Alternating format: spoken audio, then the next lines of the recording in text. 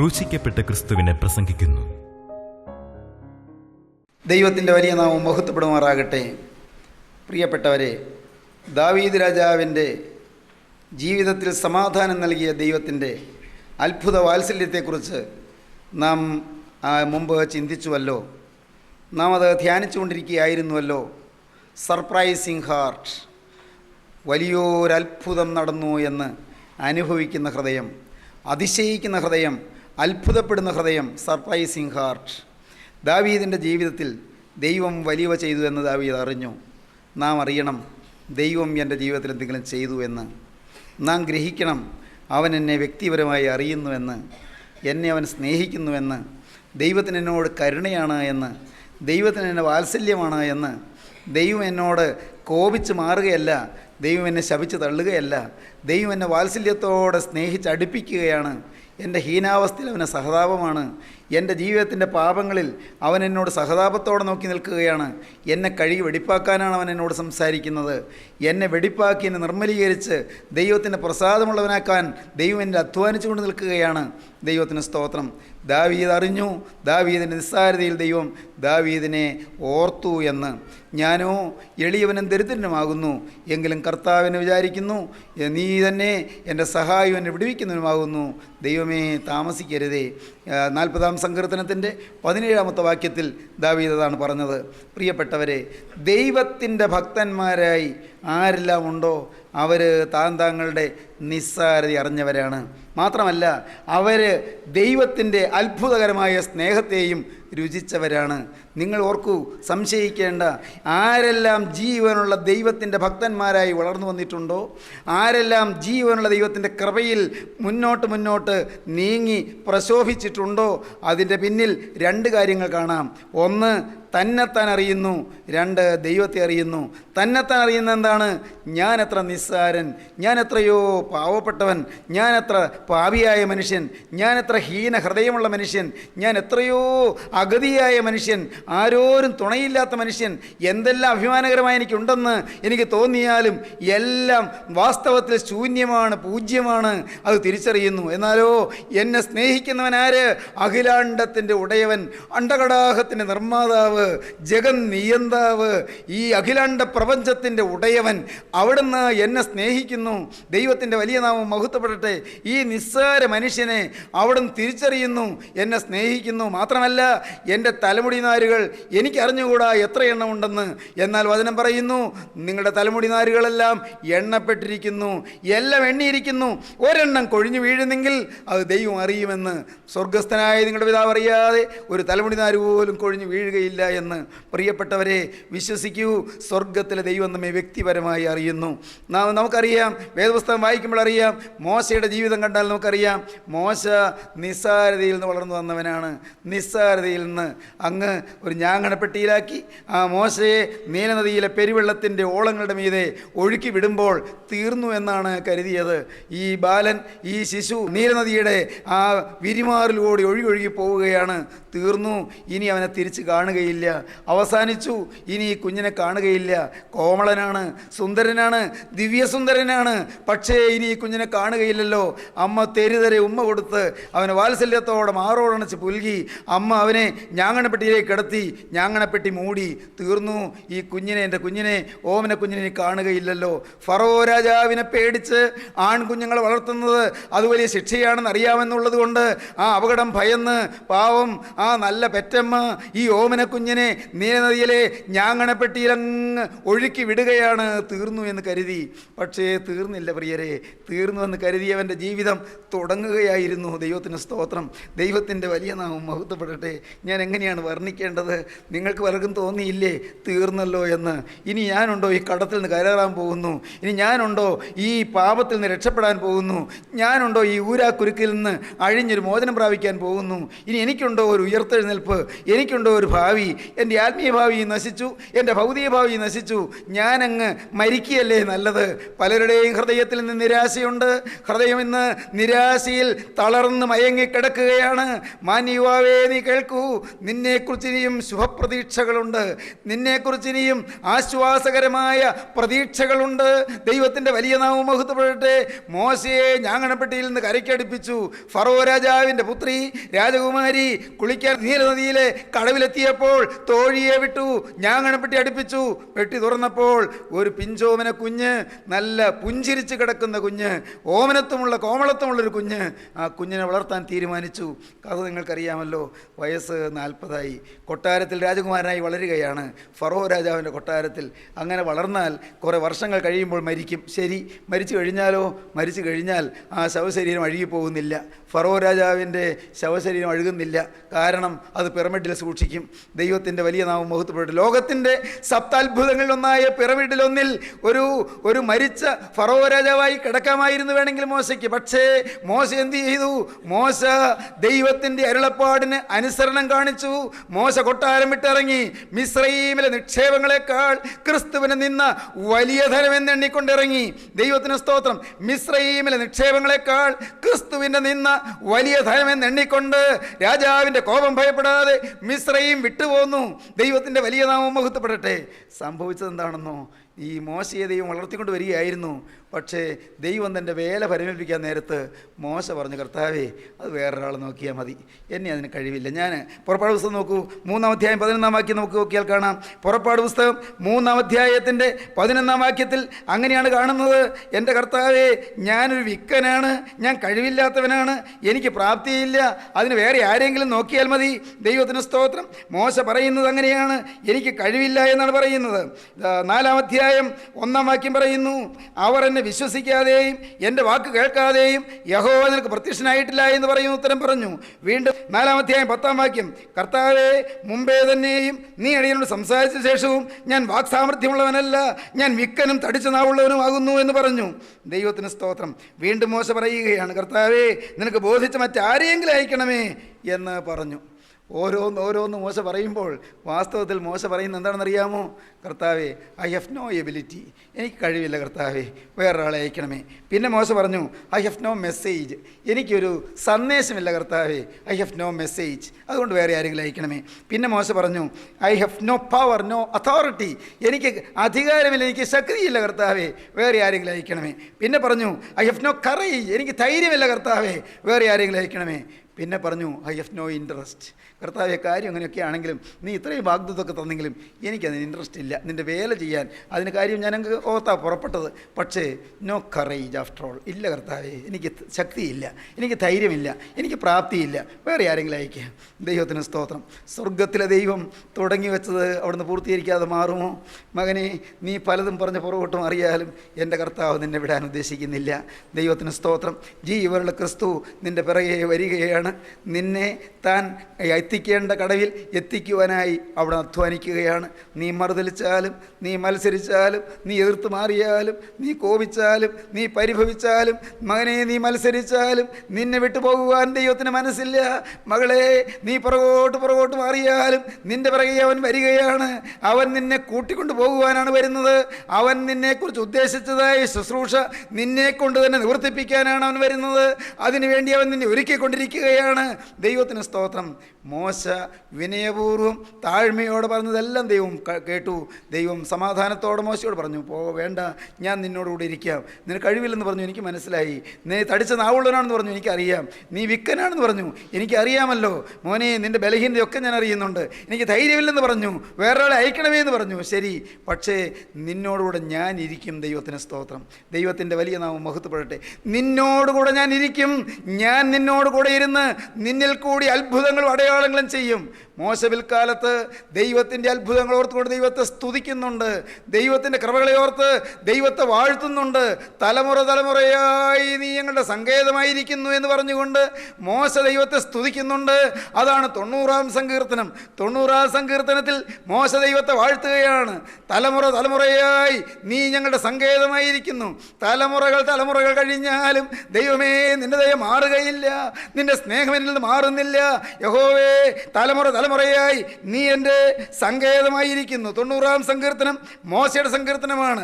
സങ്കീർത്തനങ്ങൾ അധികവും ദാവീദിൻ്റെ സങ്കീർത്തനങ്ങളാണ്. എന്നാൽ ഈ സങ്കീർത്തന പുസ്തകങ്ങളിൽ ആസാഫ് പാടുന്നുണ്ട്, ഇതിൽ മോശ പാടുന്നുണ്ട്, ഇതിൽ ഏഥാൻ പാടുന്നുണ്ട്, ഇതിൽ ഹേമാൻ പാടുന്നുണ്ട്. ദൈവത്തിൻ്റെ വലിയ നാമം മഹത്വപ്പെടട്ടെ. ഈ സങ്കീർത്തനങ്ങളിൽ സംഗീത പ്രമാണികൾ പാടുന്നുണ്ട്, കോരഹ പുത്രന്മാർ പാടുന്നുണ്ട്. അനേകം സങ്കീർത്തനങ്ങൾ. അതിൽ 90-ാം സങ്കീർത്തനത്തിൽ 90-ാമത്തെ സങ്കീർത്തനത്തിൽ നാം കാണുന്നത് അങ്ങനെയാണ് തുടങ്ങുന്നത്. 90-ാം സങ്കീർത്തനം മോശ പാടുകയാണ്, ദൈവത്തെ മഹത്വപ്പെടുത്തുകയാണ്. കർത്താവേ, നീ തലമുറ തലമുറയായി ഞങ്ങളുടെ സങ്കേതമായിരിക്കുന്നു. പർവ്വതങ്ങളുണ്ടായതിനും നീ ഭൂമിയെയും ഭൂമണ്ഡലത്തെയും നിർമ്മിച്ചതിന് മുൻപേ നീ അനാദിയായും ശാശ്വതമായും ദൈവമാകുന്നു. എന്തോ ഒരു പ്രാഗൽഭ്യത്തോടെയാണ് പറയുന്നത്. കർത്താവേ, നീ ഭൂമണ്ഡലത്തെ നിർമ്മിച്ചതിന് മുമ്പ് നീ അനാദിയായും ശാശ്വതമായും ദൈവമാകുന്നു. ദൈവത്തിന് സ്തോത്രം. മോശ പറയുകയാണ്, മോശ പാടുകയാണ്, ദൈവത്തെ സ്തുതിക്കുകയാണ്. ഇങ്ങനെയാണ് ദൈവത്തെ സ്തുതിക്കുന്നത്. ദൈവത്തിൻ്റെ വലിയ നാമം മഹത്വപ്പെടട്ടെ. സ്തോത്രം. ഞങ്ങൾ ജ്ഞാനമുള്ള ഒരു ഹൃദയം പ്രാപിക്കത്തക്കവണ്ണം ഞങ്ങളുടെ നാളുകളെ എണ്ണുവാൻ ഞങ്ങളെ ഉപദേശിക്കണമേ. കർത്താവേ, യഹോവേ, മടങ്ങി വരണമേ. എത്രത്തോളം താമസം?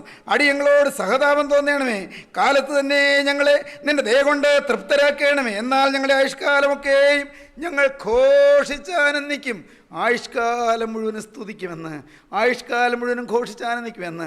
ദൈവവൈതലേ, സർപ്രൈസിങ് ഹാർട്ടാണ് ആയുഷ്കാലം മുഴുവനും ഘോഷിച്ച് ആനന്ദിക്കുന്നത്.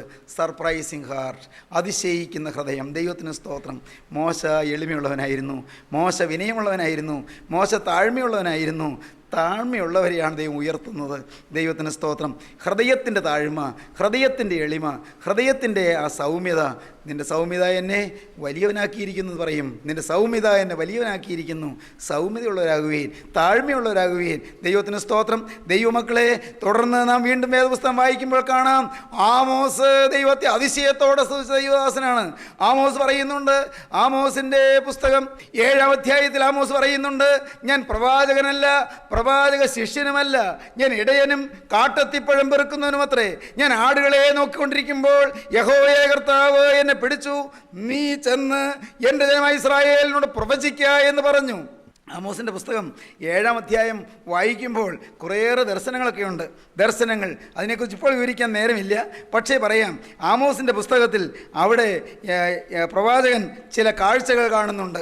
ദൈവം കാണിച്ചു കൊടുത്തു ചില കാഴ്ചകൾ, ഓരോന്നോരോന്നായി കാണിച്ചു കൊടുത്തു.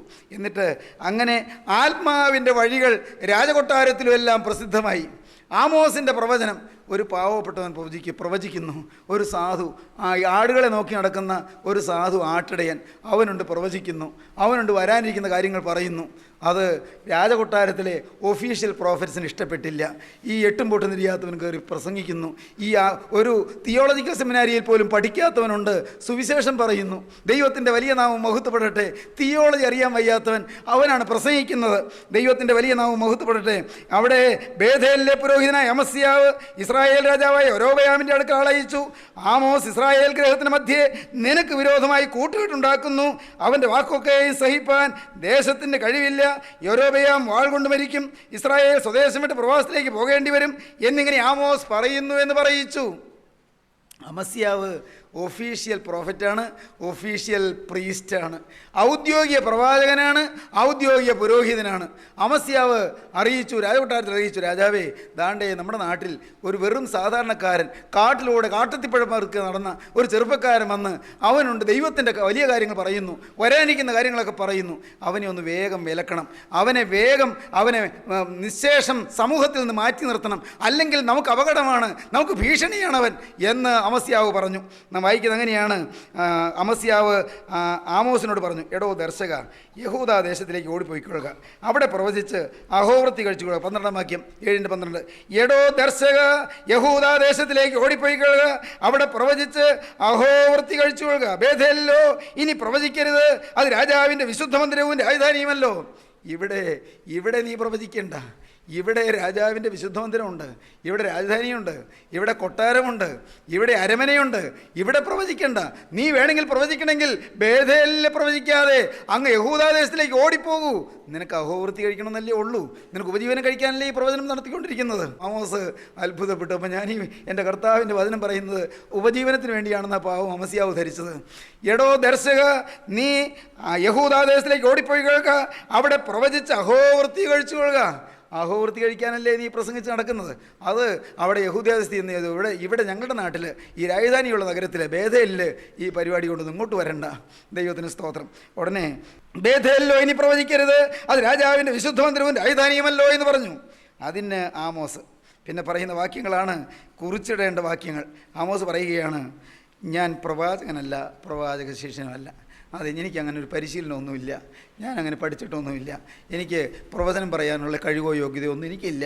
ഞാൻ പ്രവാചകനല്ല, ഞാൻ പ്രവാചക ശിഷ്യനുമല്ല. പിന്നെ ഞാൻ ഇടയനും കാട്ടത്തിപ്പഴം പെറുക്കുന്നതിനോ അത്രേ. ആകെ എനിക്കറിയാവുന്ന പണി അതാ. ആളുകൾ നോക്കി നടക്കും. പിന്നെ ആളുകൾ നോക്കി നടക്കുമ്പോൾ അത്തിപ്പഴം വീണ് കിടക്കുന്നത് പെറുക്കിയെടുക്കും, അത് കുറിക്കും, തിന്നും, പിന്നെ കുറേ ബാക്കിയുണ്ടെങ്കിൽ കൊണ്ടുപോയി വിൽക്കുകയും ചെയ്യും. അങ്ങനെയൊക്കെയാണ് എൻ്റെ ജീവിതം. അല്ലാണ്ട് ഈ പ്രവചനം കൊണ്ടല്ല ഉപജീവനം. എനിക്ക് ചെറിയ ജോലി, ഒരു ചെറിയ തൊഴിൽ, ആടുകൾ നോക്കുന്നൊരു തൊഴിലുണ്ട്. കാര്യം നിങ്ങളുടെ നോട്ടത്തിൽ വലിയ വിലയുള്ള തൊഴിലല്ലായിരിക്കാം, പക്ഷേ എൻ്റെ ആ തൊഴിലുകൊണ്ടാണ് ഞാൻ ജീവിക്കുന്നത്. പ്രവചനം കൊണ്ടല്ല എൻ്റെ അഹോവൃത്തി. ഞാൻ പ്രവാചകനല്ല, പ്രവാചക ശിഷ്യനുമല്ല, ഇടയനും കാട്ടത്തിപ്പഴം പെറുക്കുന്നതിനും അത്രേ. ഞാൻ ആടുകളെ നോക്കിക്കൊണ്ടിരിക്കുമ്പോൾ യഹോവ എന്നെ പിടിച്ചു. നീ ചെന്ന് എൻ്റെ ജനമായ ഇസ്രായേലിനോട് പ്രവചിക്ക എന്ന് യഹോവ എന്നോട് കൽപ്പിച്ചു എന്ന് ഉത്തരം പറഞ്ഞു. ദൈവം എന്നെ പിടിച്ചു, ദൈവം എന്നോട് കൽപ്പിച്ചു. ദൈവത്തിന് സ്തോത്രം. ദൈവമക്കളെ, ദൈവത്തോടുള്ള സ്നേഹത്തിൽ നിറയുകയാണ്, ദൈവത്തോടുള്ള നന്ദിയിൽ നിറയുകയാണ്, ദൈവത്തോടുള്ള അതിശയത്തിൽ നിറയുകയാണ്. ദൈവം എന്നെ പിടിച്ചല്ലോ. ഈ നിസ്സാരനെ, കാട്ടത്തിപ്പഴം പെറുക്കി നടക്കുന്നവനെ, അക്ഷരാഭ്യാസം ഇല്ലാത്തവനെ, സമൂഹത്തിൽ മാന്യതയും നിലയും വിലയും ഇല്ലാത്തവനെ, ദൈവമേ നീ പിടിച്ചല്ലോ, നീ എന്നെ തെരഞ്ഞെടുത്തല്ലോ, നീ എന്നെ വിളിച്ചല്ലോ, നീ എന്നെ അനുഗ്രഹിച്ചല്ലോ.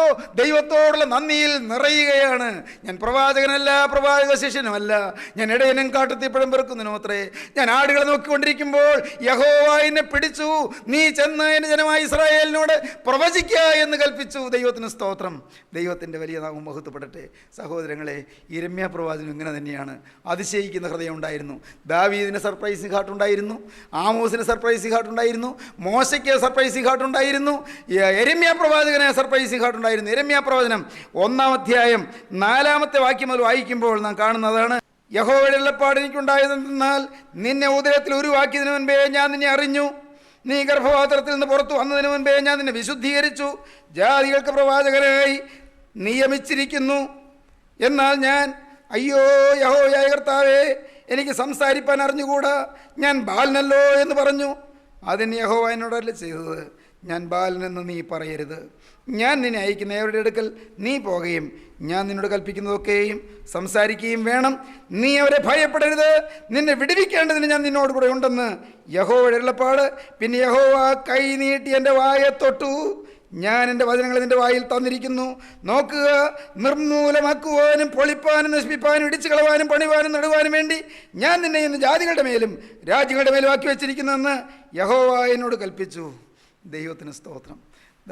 ജീവനുള്ള ദൈവം യിരെമ്യാവിനോട് പറയുകയാണ്, നീ അമ്മയുടെ ഗർഭത്തിൽ ഉരുവാകുന്നതിന് മുമ്പേ ഞാൻ നിന്നെ അറിഞ്ഞതാണ് മോനെ. നീ ഗർഭപാത്രത്തിൽ രൂപപ്പെട്ട് വരുന്നതിന് മുൻപ് ഞാൻ നിന്നെ അറിഞ്ഞതാണ്. നീ ഭൂമിയിലേക്ക് നീ ജനിച്ചു വീഴുന്നതിന് മുൻപ് ഞാൻ നിന്നെ കണ്ടതാണ്. അമ്മയുടെ ഗർഭത്തിൽ വെച്ച് തന്നെ ഞാൻ നിന്നെ വിശുദ്ധീകരിച്ചതാണ്. അമ്മയുടെ ഗർഭത്തിൽ വെച്ച് തന്നെ ഞാൻ നിന്നെ ജാതികൾക്ക് പ്രവാചകനായി അപ്പോയിൻ്റ് ചെയ്തതാണ്, നിയമിച്ചതാണ്. ദൈവത്തിന് സ്തോത്രം. ഞാൻ ബാലനല്ലോ, എനിക്കൊന്നും അറിഞ്ഞുകൂടാതെ നീ പറയണ്ട, ഞാനാണ് നിന്നെ അയക്കുന്നത്. നിൻ്റെ നാവ് നീട്ട്. നാവ് നീട്ടിക്കൊടുത്തു. ഇതാ ദൈവം, ജീവനുള്ള ദൈവം, മനുഷ്യനെ മെനഞ്ഞ നിത്യനായ ദൈവത്തിൻ്റെ വിരൽ കൊണ്ട് ഈ യിരെമ്യാവിൻ്റെ നാവിൽ അവിടെ നിന്ന് തൊട്ടു. ദൈവത്തിന് സ്തോത്രം. സ്നേഹിതരെ, അത്ഭുതങ്ങളല്ലേ നമ്മെ തൊട്ട സ്നേഹം. നിങ്ങൾ മറക്കരുത്. നമ്മെ വിടുവിച്ച സ്നേഹം നിങ്ങൾ മറക്കരുത്. നമ്മെ കടന്നു പിടിച്ച സ്നേഹം നിങ്ങൾ മറക്കരുത്.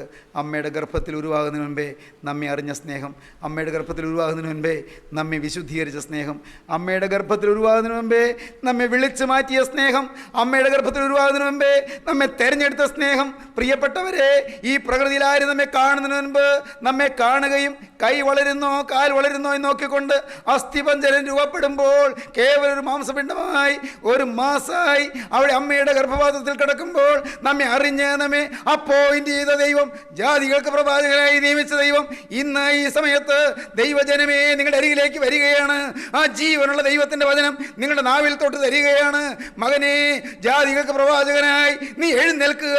നിനക്ക് ഞാൻ എൻ്റെ വചനം തന്നിരിക്കുന്നു, നിനക്ക് ഞാൻ എൻ്റെ വരം തന്നിരിക്കുന്നു, നിനക്ക് ഞാൻ എൻ്റെ കൃപ തന്നിരിക്കുന്നു, നിനക്ക് ഞാൻ എൻ്റെ സാന്നിധ്യം നിന്നോടുകൂടെ ഇരിപ്പാനുള്ള നൽവരവും സൗഭാഗ്യവും തന്നിരിക്കുന്നു.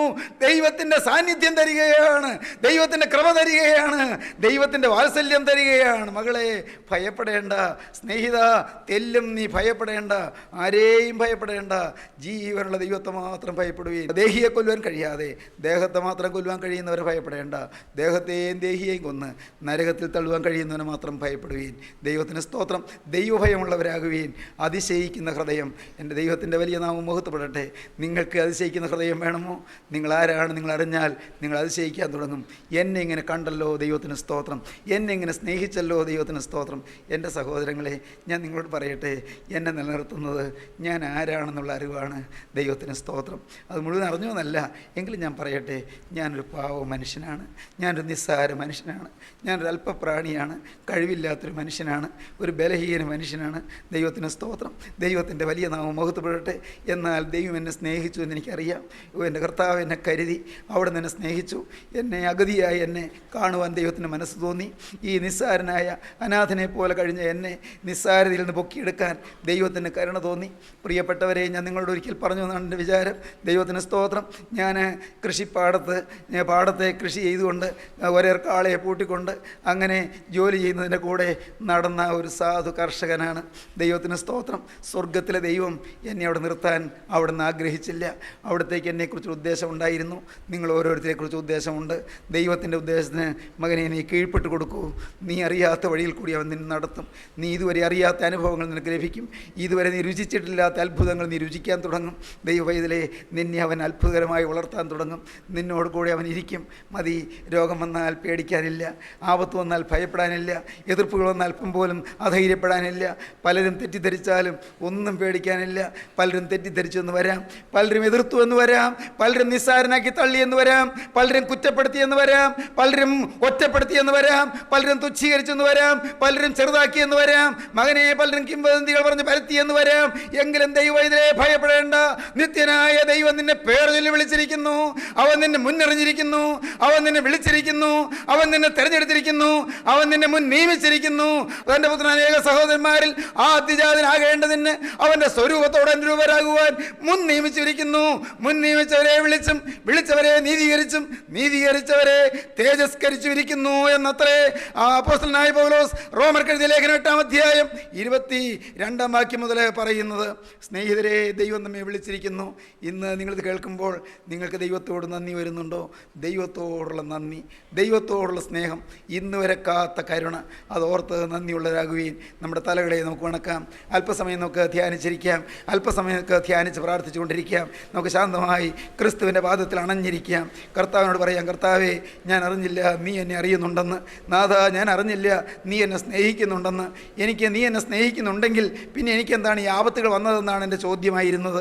കർത്താവേ, ഒരു സ്നേഹമുള്ള ദൈവം ഉണ്ടെങ്കിൽ എനിക്കെന്താണ് ഈ പ്രായത്തിൽ ഇത്ര വലിയ കെടുതികൾ വന്നത്, ഈ ആപത്തുകൾ വന്നത് എന്നെല്ലാം ഞാൻ പരിഭവിച്ചിരുന്നു. കർത്താവേ, ഇന്നെനിക്ക് മനസ്സിലായി നീ എന്നെ അറിയുന്നുണ്ട്, നീ എന്നെ സ്നേഹിക്കുന്നുണ്ട്. യേശുവേ, എന്നെ സ്നേഹിക്കുന്നത് കൊണ്ടാണ് അവിടുന്ന് ക്രൂശിൽ മരിച്ചത്. എൻ്റെ പാപം പോക്കുവാനാണ് അവിടുന്ന് ക്രൂശിൽ തിരുരക്തം ചിന്തിയത്. എൻ്റെ പാപത്തിന് പരിഹാരമായിട്ടാണ് കുറ്റമില്ലാത്ത രക്തം ക്രൂശിൽ ചിന്തിയത്. നാഥ, എന്നെ നരകത്തിൻ്റെ തീക്കുണ്ടത്തിൽ നിന്ന് കോരിയെടുക്കുവാനാണ് അവിടുന്ന് കുരിശിൽ തിരുരക്തം ചിന്തിയത്. എന്നെ നരകത്തിൻ്റെ ഘോരാഗ്നിയിൽ നിന്ന് വിടുവിച്ച് സ്വർഗത്തിൽ തൻ്റെ പുത്രൻ്റെ രാജ്യത്തെ ആക്കുവാൻ പ്രസാദം തോന്നിയ ദൈവത്തിൻ്റെ ഹിതം നിവർത്തിക്കുവാനാണ് അവിടുന്ന് എന്നെ വീണ്ടെടുത്ത് എനിക്ക് വേണ്ടി ക്രൂശിൽ മരിച്ച് എനിക്ക് വേണ്ടി ജീവൻ വെടിഞ്ഞ് ഇന്നും എനിക്ക് വേണ്ടി ജീവിക്കുന്നത് ഞാൻ വിശ്വസിക്കുന്നു. ഉടയവനെ, നിന്റെ പാദപീഠത്തിലേക്ക് ഞാനിതാ വരുന്നു. വരുന്നു. ഓരോരുത്തരും പ്രാർത്ഥിപ്പീൻ, ഓരോരുത്തരും കർത്താവിൻ്റെ കരങ്ങളിലേക്ക് തങ്ങളെ തന്നെ ഏൽപ്പിക്കുവീൻ, ദൈവത്തോട് വാക്ക് പറയുവീൻ. യേശുവേ, ഇന്നു മുതൽ ഞാൻ നിന്റെ മക, എൻ്റെ യേശുവേ, എനിക്ക് വേണ്ടി ക്രൂസിൽ മരിച്ചവനെ, എനിക്ക് വേണ്ടി കുറ്റമില്ലാത്ത രക്തം ചിന്തിയവനെ, എൻ്റെ പാപം പോക്കിയവനെ, എൻ്റെ പാപത്തിന് പരിഹാരമായി ക്രൂസിൽ ശിക്ഷയേറ്റവനെ, നിന്റെ കൃപയിൽ ഞാൻ വിശ്വസിക്കുന്നു. അതിശയത്തോടെ ഞാനിതാ വരുന്നു, അത്ഭുതത്തോടെ ഞാൻ നിന്നെ സ്തുതിക്കുന്നു. ഇന്നു മുതൽ ഞാനൊരു പുതിയ സൃഷ്ടി. പ്രാർത്ഥിക്കാം. ഞങ്ങളുടെ കരുണയുള്ള കർത്താവേ, ഈ നല്ല സമയത്തിനായി നന്ദിയോടെ സ്തോത്രം. അവിടുത്തെ ജീവന്റെ അരുളപ്പാടുകൾക്കായി നന്ദിയോടെ സ്തോത്രം. സ്നേഹത്തിന് ദൂതനായി നന്ദിയോടെ സ്തോത്രം. എല്ലാവരെയും തഴുകണമേ, എല്ലാവരെയും തലോടണമേ, കണ്ണുനീര് തുടയ്ക്കണമേ, ഭാരങ്ങൾ അകറ്റണമേ, ചുമടുകൾ ചുമലിൽ നിന്ന് മാറ്റണമേ. കർത്താവേ, എല്ലാവർക്കും സമാധാനം നൽകണമേ, കുടുംബങ്ങളിലേക്ക് ശാന്തി ഒഴുകിയെത്തണമേ, അനേക രോഗികൾക്ക് സൗഖ്യം നൽകണമേ. ഈ വചനം കേട്ട് അനേകരുടെ പാപത്തിന്റെ കെട്ടുകൾ പൊട്ടിപ്പോകണമേ, അനേകം ദുശ്ശീലങ്ങൾ മാറിപ്പോകണമേ, കൊള്ളരുതായ്മകൾ നീങ്ങി വിശുദ്ധ ജീവിതം തുടങ്ങുവാനുള്ള സൗഭാഗ്യം എല്ലാവർക്കും നൽകണമേ. അനുഗ്രഹിക്കണമേ, ബന്ധന കയറുകളെ അഴിച്ചു കളയണമേ, അവിടുത്തെ കൃപ പകരണമേ, ആത്മാവിന്റെ നിത്യജീവന്റെ സൗഭാഗ്യം കൊണ്ട് നിറയ്ക്കണമേ. ഇതിന് നാമം മഹത്വപ്പെടുത്തണമേ. യേശുക്രിസ്തുവിന്റെ വിലയേറിയ നാമത്തിൽ തന്നെ. ആമീൻ.